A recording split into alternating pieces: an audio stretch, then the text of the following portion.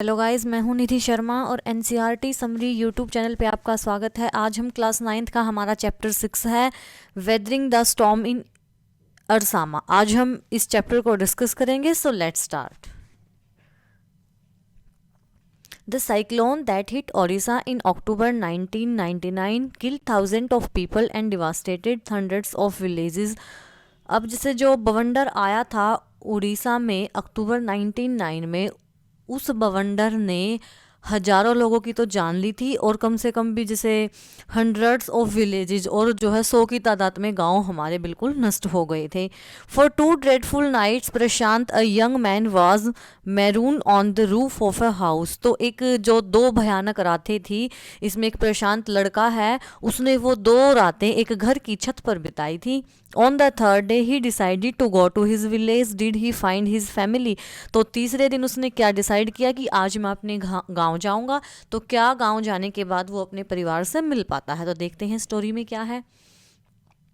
On 27 October 1999, 7 years after his mother's death, Prashant had gone to the block headquarters of Arsama, a small town in coastal Odisha, some 18 kilometers from his village, to spend the day with a friend। अब जैसे 27 अक्टूबर 1999 को 7 साल बाद उसकी माता के death की जो है, उसकी माता की मृत्यु के 7 साल के बाद प्रशांत ने डिसाइड किया कि मैं अरसामा का जो हेडक्वार्टर्स है वहाँ पे जाऊँगा, जो कि कहाँ पे है, एक छोटा सा टाउन है कोस्टल एरिया में ओडिशा के। और वहाँ वो जो कोस्टल एरिया है अरसामा का, वो कहाँ पे है, वो उसके गांव से 18 किलोमीटर दूर है। वहाँ पे उसका एक फ्रेंड रहता है, तो वो अपने फ्रेंड के साथ कुछ टाइम स्पेंड करने के लिए गया था अरसामा, जो कि कोस्टल एरिया है और उसके गांव से 18 किलोमीटर दूर है। In the evening a dark and menacing storm quickly gather. तो शाम को क्या होता है कि बिल्कुल अंधेरे वाला, जैसे एक तूफान वाला मौसम नहीं हो जाता, हवा चलती है तेज तेज, तो ऐसा मौसम हो जाता है। Wind beats against the houses with the speed and fury that Prashant had never witness before. हवा इतनी तेज तेज से घरों से टकरा रही है, इतनी तेज से हवा चल रही है कि प्रशांत ने तो आज तक इतनी तेज हवा नहीं देखी थी। Heavy and incessant rain fill the darkness. अब बिल्कुल भारी और मूसलाधार बारिश हो रही है। और आपने देखा होगा कई बार जैसे बारिश होती है दिन के टाइम पे भी, अगर बारिश काफ़ी तेज होती है तो अंधेरा भी हो जाता। तो उस दिन भी ऐसे ही हुआ था कि बिल्कुल अंधेरे वाली बारिश हो रही है और बारिश बिल्कुल कंटिन्यू चल रही थी, रुक नहीं रही थी। Ancient trees were uprooted and crash to the earth. अब जो बहुत पुराने पुराने पेड़ हैं वो भी जड़ों से उखड़ गए और धरती को भी उन्होंने क्रैश कर दिया था, जैसे तरेड़ वगैरह बोल देते हैं ना, वो वाली आ चुकी थी। Screams rent the air as people and houses were swiftly wash away. और आप चीखने चिल्लाने की, रोने की गूंजे जो है आप हवा में साफ सुनाई दे रही थी, क्योंकि वहाँ पे हर किसी के घर बह रहे थे, तो लोग तो चीखना चिल्लाना तो बनता ही है। तो वहाँ पे जो चीखने और चिल्लाने की आवाज़ है वो हवा में बहुत साफ सुनाई दे रही थी, जैसे ही उनके घर बह रहे थे। The angry water swills into his house friend neck deep. और उसके घर में जो एंग्री वाटर यूज़ क्यों किया है, जैसे कि पानी काफ़ी तेज़ बहाव के साथ था, तो जो उसके फ्रेंड का घर है उसके घर में भी गर्दन तक पानी आ चुका था। The building was of brick and mortars and was strong enough to survive the devastation of the wind velocity of 350 kilometre per hour. अब देखो जो बिल्डिंग है, जो उसके फ्रेंड का घर है, उसकी जो बिल्डिंग है वो ईंट से या फिर चूने से, पत्थर से, सीमेंट से बनी हुई है। तो वो इतनी स्ट्रोंग थी कि इतना जैसे बवंडर आया हुआ है, इतना विनाशकारी जो दृश्य बना हुआ है, उसके टाइम पे भी वो अपने आप को वहाँ पे जिंदा देख रहे थे। क्योंकि जो हवा की जो गति थी वो कितनी थी, वो 350 किलोमीटर प्रति घंटा से हवा की गति चल रही थी। But the cold terror of family grew with the crashing of trees that had got uprooted and fallen on their houses. लेकिन जैसे जो पूरा का पूरा परिवार है वो भय से कब भर गया, जब एक बहुत बड़ा पेड़ टूट के जैसे जड़ से उखड़ के उनके घर की छत पर गिर गया। Some time in the middle of night damaging its roof and wall. और जैसे आधी रात का टाइम था, उस टाइम पे उस पेड़ ने उनके घर की दीवार को और छत को बिल्कुल डैमेज कर दिया था। The crazed destruction wrought by the cyclone and surge of the ocean continue for the next 36 और जो ये बवंडर है वो लगभग अगले 36 घंटों तक ऐसे ही कंटिन्यू ही चल रहा था। Although wind speed has reduce somewhat by the next morning. हालांकि ये बात अलग है कि बवंडर तो वैसे ही आ रहा था 36 घंटे तक, लेकिन अगले दिन जो हवा की स्पीड है ना वो थोड़ी सी कम हो चुकी थी। To escape the water rising in the the house, Prashant and his friend's family had taken refuge on the roof. अब पानी का बहाव इतना ही तेज़ है तो पानी घर में और भी जो लेवल है पानी का बढ़ता ही जा रहा है, तो उस चीज़ से बचने के लिए प्रशांत और उसके दोस्त के परिवार ने कहाँ पर रिफ्यूज़ होता है शरण लेना, कहाँ पर शरण ली? उन्होंने अपने घर की छत पे। Prashant will never forget the shock he experienced at his first glimpse of devastation wrought by the super cyclone in the grey light of early morning. अब जैसे जो अर्ली मॉर्निंग बिल्कुल सुबह का टाइम है, वहाँ उस टाइम पे जैसे ग्रे ग्रे सी लाइट होती है, प्रशांत अपनी लाइफ में वो वाली फीलिंग जो उसने उस टाइम पे एक्सपीरियंस की थी कि बिल्कुल विनाशकारी दृश्य है चारों ओर, वो उस एक्सपीरियंस को कभी भी भूल नहीं पाएगा। और ये सारा विनाशकारी दृश्य किस कारण हुआ है? ये जो सुपर साइक्लोन है ना, जो एक ये महान बवंडर है, भव्य बवंडर आया हुआ है, उसकी वजह से है, विनाशकारी बवंडर है उसकी वजह से है। A raging deadly brown sheet of water covered everything as far as the eyes could see। और एक बिल्कुल जैसे डेडली ब्राउन कलर की पानी की शीट, हर जहाँ तक भी आपकी आंखें दूर दूर तक जहाँ तक भी आंखें जाती हैं वहीं पर ऊपर एक डेडली जैसे डेड बॉडीज वगैरह पड़ी हुई हैं, तो एक पानी के ऊपर एक चादर से ढकी गई है। Only fractured cement houses still stood in a few places। केवल जो सीमेंट के बने हुए घर थे वो भी टूटे फूटे ही खड़े हुए थे, वही रहे थे बस। Bloated animals, carcasses and human corpses float in every direction। आप जहाँ भी देखो वहाँ पे एनिमल्स की डेड बॉडीज़ हैं, ह्यूमन की डेड बॉडीज़ हैं, वो पानी के ऊपर तैर रही हैं हर दिशा में।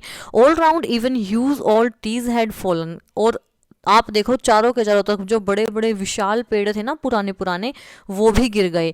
2 coconut trees had fallen on the roof of their houses. और प्रशांत के दोस्त के घर की छत पे जो है 2 कोकोनट के पेड़ आकर गिर गए थे। This was a blessing in disguise because the tender coconut from the trees kept the trap family upon starving in the several days that following. Starving होता है भूख से मरना, तो ये एक हमारे लिए एक वरदान भी था कि उस टाइम पे 2 कोकोनट के पेड़ आके घर में गिर गए, तो जैसे जो प्रशांत की फैमिली थी ना उसने कोकोनट ही खाए हैं, तो इससे वो जैसे आने वाले कुछ दिन थे जब भूखे मरने का ही काम था, क्योंकि बवंडर आया हुआ है, तो फिर जो कोकोनट थे वो खा के वो जिंदा रहे हैं। For the next 2 days, Prashant sat huddled with his friend's family in the open on the rooftop। अब अगले 2 दिन तक भी जो प्रशांत है वो अपने फ्रेंड की फैमिली के साथ वहाँ खुली छत में ऊपर ही घूमता है, वहीं रहता है। They froze in the cold and incessant rain। The rain water washed away Prashant tear। लेकिन वहाँ पे क्या है, वो बिल्कुल ठंडी हवा से वो बिल्कुल जम चुके हैं। और इंसेसेंट रेन होती है जिससे कंटिन्यू जो रेन चल रही है मूसलाधार बारिश से भी, और जो उनको काफ़ी ठंड लग रही है और जो बारिश बार बार पड़ रही है, तो प्रशांत के आंसू भी बारिश के साथ ही धुल रहे हैं।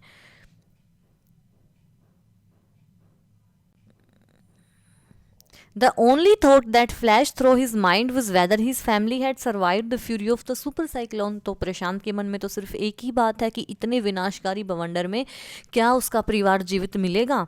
Was he to be bereaved once again? क्या वो अपने परिवार से दोबारा से मिल पाएगा, क्या वो जिंदा होंगे, वो ये सब सोच रहा है। 2 days later, which seems to Prashant like 2 years, the rain ceased and the rain water slowly began to recede। अब 2 दिन बाद जो प्रशांत को 2 साल के बराबर लग रहे थे, प्रशांत उस टाइम पे जो पानी है, बारिश भी थोड़ी कम हो गई थी, बारिश बिल्कुल सीज हो चुकी थी, बंद हो चुकी थी, और जो रेन वाटर है वो भी थोड़ा थोड़ा सा कम होना स्टार्ट हो गया था, रिसीड होता कम होना स्टार्ट हो चुका था। Prashant was determined to seek out his family without further delay. अब प्रशांत को ये था कि मैं अब और देरी ना करके, उसने अपना मन बना लिया था कि मैं अब और देरी नहीं करूंगा और मैं अपने परिवार से मिलने के लिए यहाँ से मैं निकल पड़ूंगा। But the situation was still dangerous and his friends family pleaded with Prashant to stay back a little while longer. लेकिन अब ये देखो बारिश तो कम हो चुकी है, पानी तो धीरे धीरे कम हो रहा है, लेकिन जो सिचुएशन है वो अभी भी खतरनाक है। तो प्रशांत के जो फ्रेंड है उसकी फैमिली वाले प्रशांत से बोलते हैं कि बेटा बाहर फिर भी अभी खतरा है, ऐसे मत जाओ और आप यहीं पे स्टे करो, कुछ टाइम और हमारे साथ रुको। But Prashant knew he had to go. लेकिन प्रशांत ने तो अपना मन बना लिया है, उसने डिटरमिन कर ही लिया है कि मैं तो अपने घर जाऊंगा। He equip himself with a long sturdy stick. अब इक्यूप होता है वो अपने साथ लेता है, क्या एक स्टिक लेता है, एक इक्विपमेंट के टाइप में वो एक स्टिक लेता है। Then he started on his 18-kilometer expedition back to his village through the swollen flood waters। और फिर वो क्या करता है, अपनी 18 किलोमीटर की यात्रा स्टार्ट कर देता है उस स्टिक के साथ, और स्टिक से वो क्या देखेगा कि कहाँ पे पानी कम है और कहाँ पे पानी ज़्यादा है, कहाँ रोड है, ऐसे स्टिक को लकड़ी को डाल डाल के वो ऐसे देखेगा। It was a journey he would never forget, और उसकी जो ये यात्रा थी वो ऐसी थी कि वो कभी भी नहीं भूलेगा। He constantly had to use his stick to locate the road, और उसने जो है लगातार अपनी स्टिक को ही यूज़ किया रोड को ढूंढने में, to determine where the water was most shallow, और ये देखने के लिए कि कहाँ पे पानी बिल्कुल कम है और कहाँ ज़्यादा है, कहाँ पे पानी शैलो है, तो ये चीज़ देखने के लिए उसने अपनी स्टिक का यूज़ किया है। At places it was waist deep, कहीं कहीं पर तो इतना पानी गहरा था कि उसकी कमर तक आ रहा था। एंड प्रोग्रेस वाज स्लो, और कहीं पे लेकिन जो प्रोग्रेस थी, पानी का जो बहाव था वो बिल्कुल धीरे था, स्लो था। At several points he lost the road and had to swim, कई जगह ऐसा होता है कि उसको रोड ही उसका गुम हो जाता है तो वो तैर के जाता है। After some distance, he was relieved to find two friends of his uncle who were also returning to their villages. उस कुछ टाइम के बाद क्या होता है कि वो उसके जो अंकल के दो फ्रेंड भी अपने गांव को वापस जा रहे थे, तो वो उनको पहचान लेता है और वो ये डिसाइड करते हैं कि हम इकट्ठे ही वहाँ पर जाएंगे। As they waded through the waters, the scene they witnessed grew more and more macabre. तो जैसे ही वो पानी से तैर के जा रहे थे तो जो सिचुएशन है वो और भी ख़राब होती जा रही थी, क्योंकि जैसे डेड बॉडीज़, बिल्कुल भयानक था वो दृश्य, बिल्कुल दुखदाई था। They had to push away many human bodies, man women children and carcasses of dogs goat and cattles that the current swept against them as they moved ahead. और जैसे वो तैर के जा रहे हैं तो उनके आगे डेड बॉडीज आ रही हैं, कोई आदमी की, औरत की, बच्चों की, या फिर गाय भैंस बकरियों की, तो वो उनको साइड कर करके आगे बढ़ रहे हैं। In every village they had pass they could barely see a house standing, और जिस भी गांव से वो गुजरते तो मुश्किल से उनको एक आध ही घर वहां पे खड़ा मिलता। Prashant now wept out loud and long, अब प्रशांत जोर जोर से रोने लगा था। He was sure that his family could not have survive this catastrophe, तो फिर अब वो ये बिल्कुल उसको विश्वास था कि मेरा परिवार इतने बड़े भयानक भवंडर से आने से मेरा परिवार नहीं बचा होगा। इवेंचुअली प्रशांत रीच्ड हिज विलेज, अब लास्ट में जो प्रशांत था अंत में अपने गांव पहुंच जाता है। कालीकुदा उसके गांव का नाम है। हिज हार्ट वेंट कोल्ड, उसका दिल बिल्कुल ठंडा हो चुका था। Where their home once stood, वहां पे उसका घर तो था लेकिन रेमेंट्स ऑफ इट्स रूफ, उसके केवल छत के ही कुछ उसको पुर्जे दिखाई दे रहे थे। Some of their belongings were caught, mangled and twisted in the branches of trees just visible above the dark water, और उसके जो कुछ रिश्तेदार थे जो पकड़े गए थे या फिर जो मुड़े टुड़े ट्विस्टेड थे ब्रांचेस में ट्रीज की, वो उसको डार्क वाटर से दिखाई दे रहे थे। Young Prashant decided to go to Red Cross shelter to look for his family, तो प्रशांत ने डिसाइड किया कि वो रेड क्रॉस शेल्टर में जाएगा अपने परिवार को देखने के लिए। जैसे रेड क्रॉस शेल्टर है जो वहाँ पे उस गांव के जो लोग थे ना, अब घर सबके जा चुके थे तो वो इकट्ठे ही रहते थे वहाँ पे, जो रेड क्रॉस शेल्टर है वहाँ पे। अमंग द फर्स्ट पीपल ही सा in the crowd was his maternal grand mother, अब उन लोगों के बीच में भीड़ भाड़ में उसको पहला अपना जान पहचान वाला कौन दिखाई दिया? उसकी नानी। वीक विद हंगर, भूख से काफ़ी कमज़ोर हो चुकी थी। शी रश टू हिम, वो उसकी तरफ भागी। हर हैंड्स आउट स्ट्रेच, उसने अपने बाहों को ऐसे फैलाया। हर आइज ब्रीमिंग, और उसकी आंखें जैसे कि भाई उसको देख ही रही है, क्योंकि उनको ऐसे लग रहा था ना कि भाई वो मर चुका है। दिस वाज ए मिरेकल, ये एक चमत्कार था। They had long given up for dad, क्योंकि वो तो ये सोच रहे थे कि प्रशांत तो मर चुका है। Quickly word spread and his extended family gathered around him and hug him tight in relief, अब जल्द ही ये बात फैल गई कि प्रशांत जिंदा है, तो उसके परिवार के सारे मेंबर उसके पास आ गए और सबने उसको हग किया एक राहत की सांस के साथ। Prashant anxiously scan the motley battered group, his brother and sister, his uncles and aunts, they all seems to be there, तो फिर अब प्रशांत ने भी उस ग्रुप में सभी को देखा जो उसके परिवार वाले थे कि सब है या नहीं है। By the next morning as he took in the desperate situation in the shelter he decided to go to a grip over himself, तो जैसे उसने अगली ही सुबह वो अपने जो सिचुएशन थी उसने देख ली थी, लेकिन अब उसने डिसाइड कर लिया था कि अब वो अपने खुद पे काबू पा लेगा। जैसे कि भाई अब वो और कुछ नई बातें सोच रहा है कि मैं अपने खुद पे कंट्रोल कर लूँगा। He senses a deathly grief settled upon the 2500 strong crowd in the shelter, अब वो उसको ना ये लग रहा है कि भाई देखो जो 2500 की भीड़ है उस शेल्टर हाउस में, तो वो उनके बारे में सोच के अब चल रहा है कि वो उनको कैसे सेटल किया जाएगा, कैसे क्या क्या अरेंज किया जाएगा, ये सब। 86 leaves were lost in the village, जो है 86 जाने हैं गांव में जा चुकी थी, और 96 houses had been washed away, और कम से कम भी 96 हाउस पानी के बहाव के साथ बह के जा चुके थे। It was their 4th day at the shelter, अब उसका उस शेल्टर में चौथा दिन था। So far they had survived on green coconut but there were too few to go around such a tumult of peoples. अब वो अभी तक कहाँ कैसे जिंदा थे, कोकोनट खा खा के, लेकिन कोकोनट इतने ज़्यादा है नहीं और भीड़ आदमी ज़्यादा है और मटेरियल कम है, तो वो कितने दिन तक कोकोनट खाएंगे। Prashant all of 19 years decided to set up as a leader of his village if no one else did. तो फिर प्रशांत जो कि लगभग 19 साल का है, उसने सोचा कि क्यों ना मैं गांव का लीडर बनूंगा, अब कोई तो बनेगा, अब कोई नहीं आगे आ रहा है तो मैं ही सही। He organise a group of youth and elder to jointly pressurise the merchant once again to part with his rice. तो उसने एक ना अपना ऑर्गेनाइज एक ग्रुप बना लिया यूथ्स का, और बोला कि जो व्यापारी है जिसके पास चावल काफ़ी अच्छी मात्रा में है, तो हम उसको मनाएंगे कि हमें चावल दो, हम भूखे हैं। This time the delegation succeed and return triumphantly. तो फिर इस टाइम पे क्या होता है कि वो अपने जो उनका काम है वो उसमें सफल हो जाते हैं और उस व्यापारी को वो मना लेते हैं, उनकी जीत होती है। Wading through the receding waters with food for the entire shelter, no one care that rice was already rotting. किसी को नहीं केयर थी कि भाई चावल पहले रोट हो रहे हैं, सड़ रहे हैं या नहीं है। Branches from fallen trees were gather to light a reluctant and slow fire on which to cook the rice. अब जैसे जो ब्रांचेज, जैसे जो गिरे हुए पेड़ थे, उन्हीं की टहनियों को इकट्ठा किया गया था, फिर आग जलाई गई और फिर उस पर खाना बनाया गया था। For the first time in 4 days, the survivors at the cyclone shelter were able to fill their bellies। अब पहले 4 दिन तो जितने भी जैसे शेल्टर में रहने वाले थे वो अपने आप को पेट को भर लेते हैं, अपने आप को जिंदा रख लेते हैं। His next task was to organize a team of youth volunteers to clean the shelter of filth, urine, vomit, floating carcasses and to tend to the wounds and fractures of the many who had been injured। अब देखो खाने की तो problem उन्होंने solve कर दी, अब ऐसे पत्ते इकट्ठे करके लोग बना रहे हैं, लेकिन अब वहाँ पे काफ़ी गंदगी हो चुकी है, कहीं पे पेशाब, उल्टियाँ, जैसे डेड बॉडीज़ बहा बहा के आई हैं, तो उनका अगला काम क्या था, वहाँ की सफाई करना। On the 5th day a military helicopter flew over the shelter and drop some food parcel. तो 5वें दिन क्या होता है कि जो मिलिट्री का हेलीकॉप्टर है वो वहाँ से जाता है और कुछ फूड के पार्सल फेंकता है। It then did not return, लेकिन वो उनको मिलते नहीं हैं। The youth task force gathered empty utensils from the shelter. तो फिर जैसे जो भी वहाँ के जो यूथ थे ना ग्रुप में, उन्होंने क्या किया कि जो खाली बर्तन है ना शेल्टर से वो लिए। Then they deputed the children to lie in the sand left by the waters around the shelter with these utensil on their stomach to communicate to the passing helicopter that they were hungry.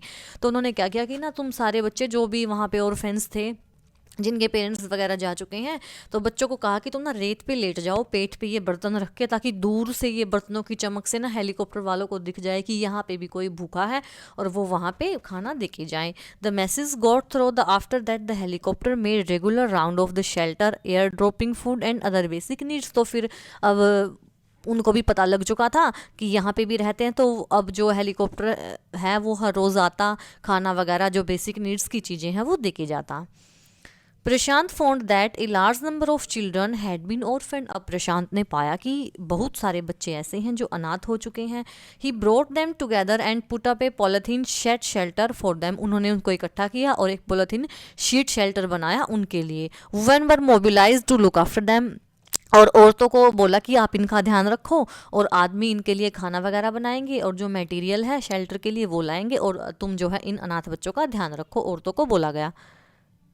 As the weeks passed, Prashant was quick to recognize that the women and children were sinking deeper and deeper in their grief। जैसे ही time हफ्ते बीतते गए तो प्रशांत ने देखा कि ये जो औरतें और जो बच्चे हैं वो अपने दुख में और गहरे होते जा रहे हैं। He persuaded the women to start working in the food for work program started by an NGO and for the children he organized sports event। तो जो ये प्रशांत था उसने औरतों को मनाया कि तुम ना जैसे जो फूड का, जैसे जो एनजीओ ने कोई प्रोग्राम स्टार्ट किया हुआ है फूड फॉर वर्क, तो आप उसको ज्वाइन करो। और बच्चों के लिए उन्होंने अपना एक स्पोर्ट्स इवेंट को ऑर्गेनाइज कर दिया था। He himself love to play cricket. अब प्रशांत को खुद क्रिकेट खेलना पसंद है, तो उन्होंने क्रिकेट की टीम बनाई और अब बच्चे जो है क्रिकेट मैच खेलने लगे थे। Prashant engaged with other volunteers in helping the widows and children to pick up the broken pieces of their lives. अब जो प्रशांत है वो अपने और भी जो सहायक हैं उनके साथ मिलके जो जैसे अनाथ बच्चे हैं या फिर जो विधवा औरतें हैं जिन्होंने अपने जीवन के महान जैसे जो किसी ने अपना बहुत खास चीज़ खोई है वो उनके दर्द को भरने की कोशिश करता है. The initial government plan was to set up institute for orphans and widows. अब जो पहला प्लान था गवर्नमेंट का वो क्या था कि एक इंस्टीट्यूशन खोला जाएगा अनाथ बच्चों के लिए और विधवाओं के लिए. However this step was successfully resisted it as it was felt that in such institution children would grow up without love. लेकिन ये सक्सेसफुली हो भी जाता, लेकिन अगर बच्चे अकेले रहेंगे तो वो बिना किसी लाड़ प्यार के ही पलेंगे, क्योंकि फिर उनको वो बड़े तो होंगे लेकिन बिना प्यार के. And widows would suffer from stigma and loneliness. और जो विडो हैं वो भी बेचारी अपने आप एक जैसे धब्बे के साथ रहेंगी कि हम अकेली हैं, हम विधवा हैं, और वो भी अकेला फील करेंगी. Prashant's group believed orphan should be resettled in their own community itself, possibly in a new foster families made up of childless widows and childrens without adult care. तो फिर वो क्या लगाते हैं कि क्यों ना विधवाओं को जिन्होंने अपने परिवारों को, अपने बच्चों को खोया है, और उन बच्चों को जिन्होंने अपने परिवार को खोया है उनको इकट्ठा रहा जाए, तो उनको अपने बच्चे मिल जाएंगे और उन बच्चों को अपनी माताएं मिल जाएंगी. तो ये काफ़ी अच्छा स्टेप होता.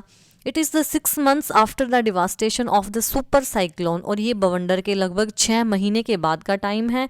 This time Prashant wounded spirit was healed simply because he had not time to bother about his own pain. तो इस टाइम पे जो प्रशांत के खुद के घाव थे वो ऐसे ही भर चुके थे क्योंकि प्रशांत के पास टाइम ही नहीं था अपने दुख देखने का. His handsome youthful face is what the widows and orphan children of his village seek out most in their darkest hour of grief. और जब भी उन विधवा को या फिर अनाथ बच्चों को कोई भी दुख होता है तो उनके सामने प्रशांत का ही वो यंगेस्ट या फिर वो सुंदर सा चेहरा उनके सामने आता है. तो इस हमारे जो लेसन है इनके राइटर हैं हर्ष मंदिर. हमारा लेसन है वेदरिंग द स्टॉर्म इन इरसामा और इनके राइटर हैं हर्ष मंदिर. तो आज की वीडियो में सिर्फ इतना ही. आई होप आपको वीडियो काफ़ी अच्छी लगी होगी. वीडियो अच्छी लगे तो वीडियो को लाइक करें, शेयर करें, चैनल को सब्सक्राइब करें. कल फिर मिलते हैं एक नए वीडियो के साथ. तब तक के लिए बाय बाय.